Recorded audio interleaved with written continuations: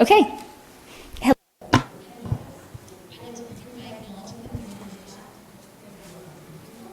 Bonjour et bienvenue. Hello and welcome. I'd like to begin by acknowledging that we are on the traditional territory of the Algonquin people. I would like to say once again that Canadians share the deep sorrow of the people of Mexico, who have been so severely tested by the devastating earthquake last week. We extend our heartfelt condolences to all of those who are grieving the loss of a loved one. As we have said previously, Canada is standing ready to assist Mexico however we can. In fact, we have already.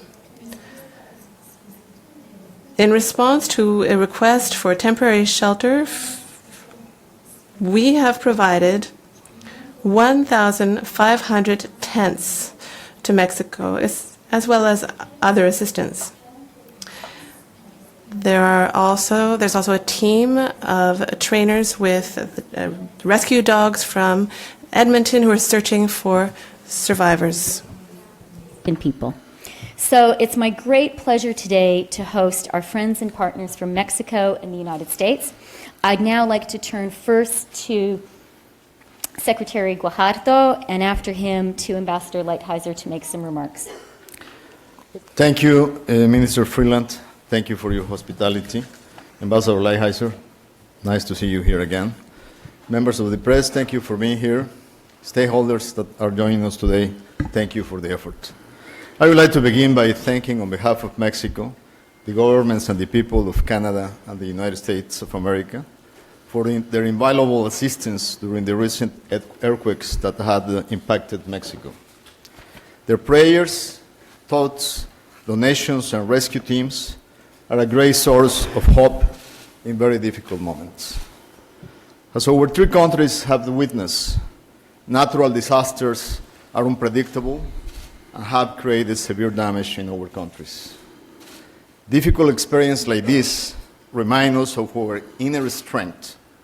Mexico is a strong country, and expressions of solidarity like this encourage us to redouble our efforts for recovery.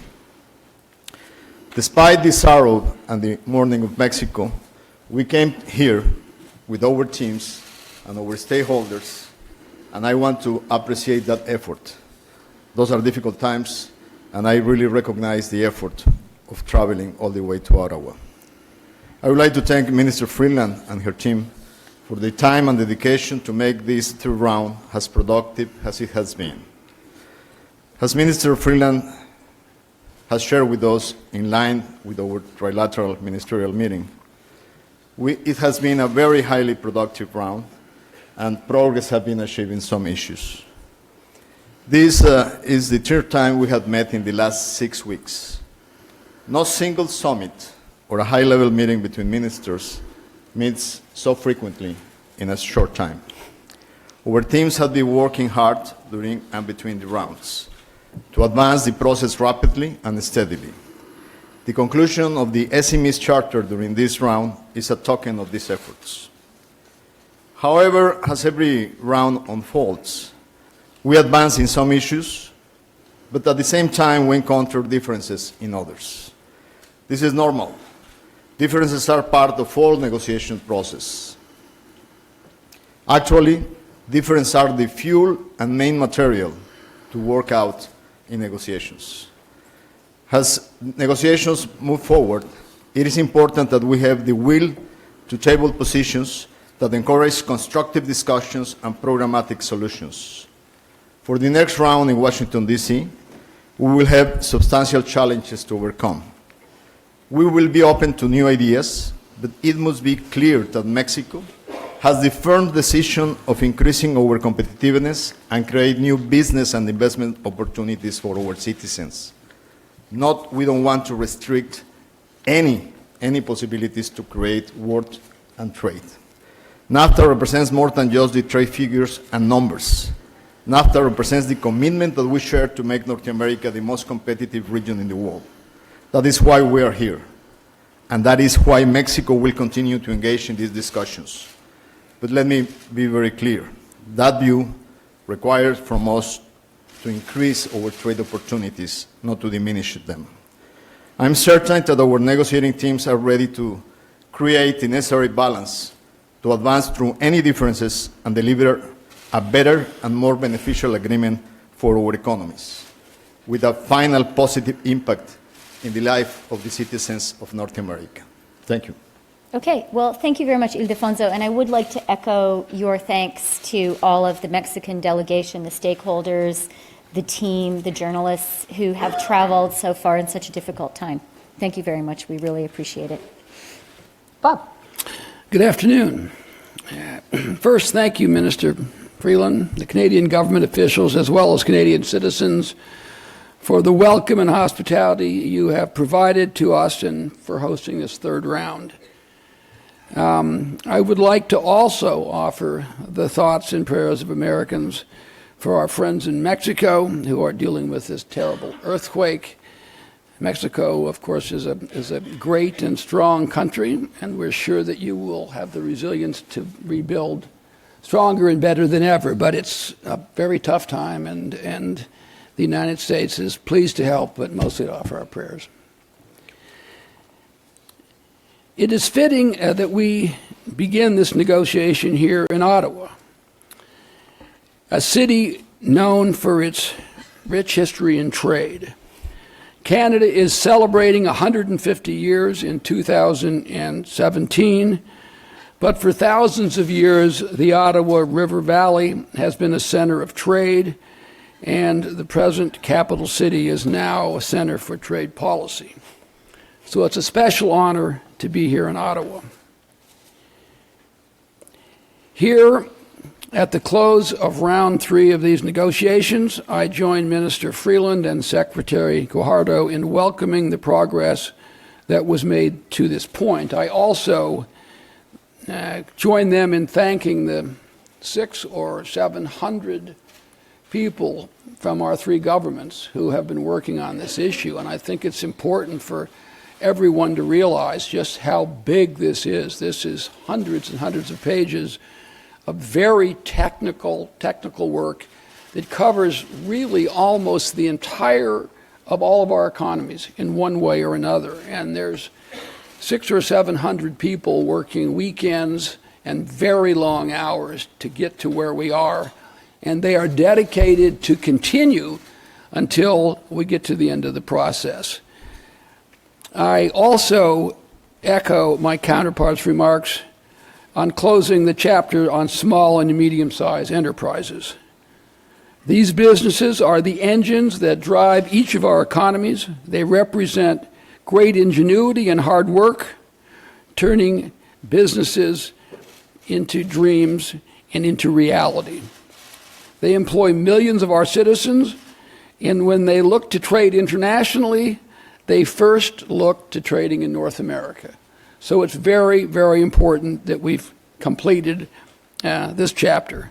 Additionally, significant progress continues to be made in numerous other areas, including competition policy, digital trade, state-owned enterprises, sanitary and phytosanitary measures, customs, and telecommunications. But of course, there is an enormous amount of work still to be done, including some very difficult and contentious issues. We continue to push for ways that will reduce the U.S. trade deficit. We are committed to a substantial renegotiation that reinvigorates U.S. industry and ensures reciprocal market access for American farmers, ranchers, and businesses. The negotiations are continuing at an unprecedented pace, and the United States looks forward to hosting the next round in Washington, D.C. in about 2 weeks. Minister Freeland, Secretary Guajardo, thank you both for your continued engagement in the NAFTA renegotiation process. I am hoping that our countries are capable of producing a new NAFTA that will fuel economic growth for all of us in North America in the years to come. Thank you very much. Okay. Well, thank you very much, Bob. Yesterday, we had the privilege of hosting our partners for supper at the newly renovated National Arts Center. That's the same spot where Ronald Reagan Bob's old boss, attended a gala during his first visit to Canada in 1981, and that was his first trip abroad as president. President Reagan said, during that visit, I came to this great capital of this great nation by crossing a border, not which divides us, but a border which joins us. That was true then. It is even truer now. Canada is the United States' biggest trading partner and largest export market. Indeed, we buy more American products than the UK, Japan, and China combined. In 2016, the U.S. enjoyed a trade surplus with Canada in all goods and services of $8.1 billion out of total trilateral trade of $634.8 billion. If we're talking specifically about manufactured goods, the U.S. surplus is more than 3 times that, $34.2 billion. In iron and steel, America's surplus with Canada is $2.3 billion, and in car parts, it is $9.1 billion. Je cite ces statistiques. I cite these statistics not because we believe trade surpluses or deficits are a good measure of the success or failure of a trade deal, but to stress that our trade with the United States is reciprocal, mutually beneficial, and nearly perfectly balanced.